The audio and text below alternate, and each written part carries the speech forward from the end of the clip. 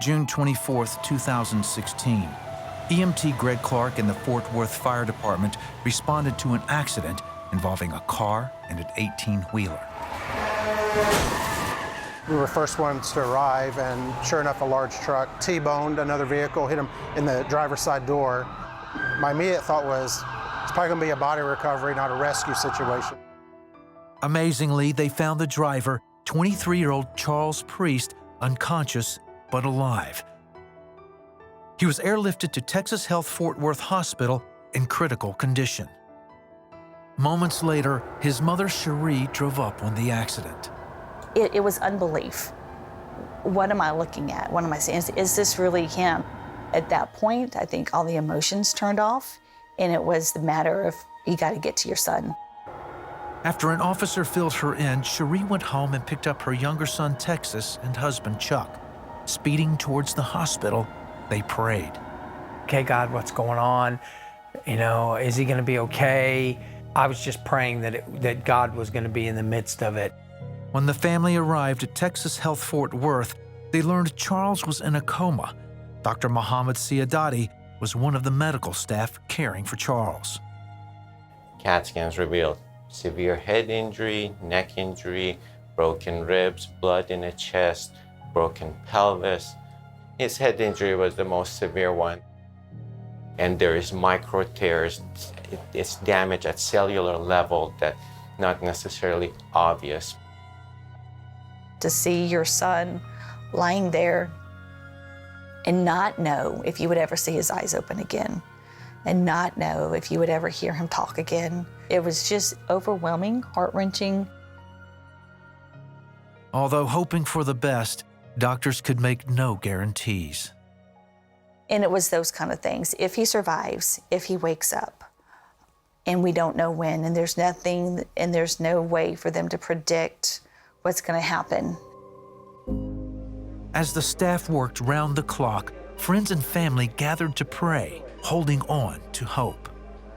I may never get to speak to him again. I may never get to see him again. We may never get to laugh together again. Thought I was about to lose my son. After 3 days, it was clear Charles would live, but he still faced the possibility of several permanent disabilities. His fractured neck might require surgery, severely limiting his mobility. But doctors' main concern was the elevated cranial pressure. The longer it remained, the more brain damage it could cause. His parents feared their son would never be the same. I mean, there was absolutely nothing we could do except for praying and trusting in the Lord. Pleading with Father and asking him to allow us to have another day to play basketball. Alone in the waiting room one evening, Cherie says she was praying when the Lord gave her a promise.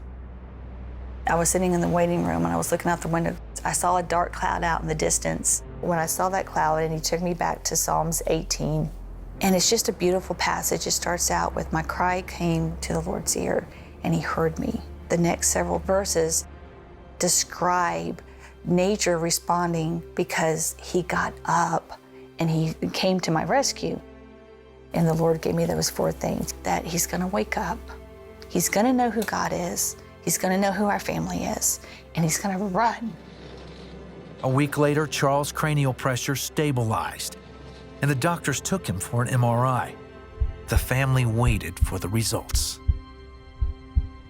They said, what we expect is for his brain to look like dog food. And then they put the images up on the screen, and the image of his brain is a healthy brain. And the doctors were surprised. They didn't expect to see it intact that way. Over the next several days, Charles started waking up from the coma, responding to verbal commands. To the staff, it was a great improvement. To the family, it was confirmation that God was answering their prayers. The doctor would come in and say, we're going to do a breathing test, but don't be shocked, it's going to take him a while. And in a couple of days, he's breathing on his own. And within a week, he's eating solid food. Only 6 weeks after the accident, he exits the hospital walking. Then, after wearing a neck brace for 4 months, he was released by doctors with no surgery and no medical restrictions. So when it was done, it was done. It was the last part of my recovery, and for me to walk away from that with no restrictions, there's no way that I can look at any of the stuff that happened to me and realize it's not a miracle. Charles not only finished his college degree, he was deemed physically and mentally fit to pursue his dream and serve in the Texas National Guard. God is who he says he is. God will do what he says he will do. And if I doubt that, all I have to do is go look at my son. He's not good because of the healing. He's good regardless of whether or not my son was healed. He revealed himself to us in this, and all I can do is say thank you.